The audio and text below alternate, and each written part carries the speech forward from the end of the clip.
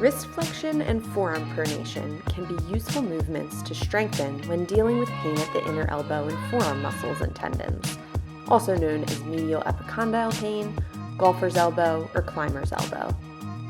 To perform weighted wrist flexion, place the forearm flat on a bench or table, palm side up, and allow the hand to hang off the edge. Grasp a dumbbell, lift it upward by bending at the wrist, then lower in a slow and controlled manner. To perform weighted forearm pronation, begin in the same position, then slowly flip the palm toward the floor and return. To make this motion more challenging, grasp the dumbbell from one end instead of in the middle.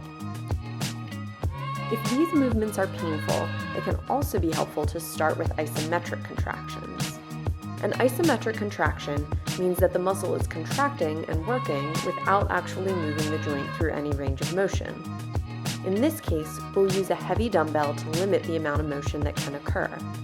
I recommend wrapping a towel around the center of the dumbbell for comfort. To perform isometric wrist flexion, place the forearm and back of the hand flat on the bench with the palm against the dumbbell. Attempt to bend your wrist and press the palm of your hand into the dumbbell while still keeping the forearm flat. You should feel this in the muscles on the inner side of the forearm.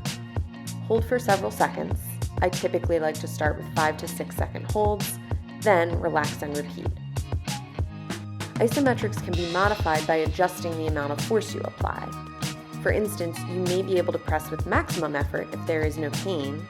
In the presence of pain, you may choose to reduce the amount of force to 75%, 50%, or 25% effort.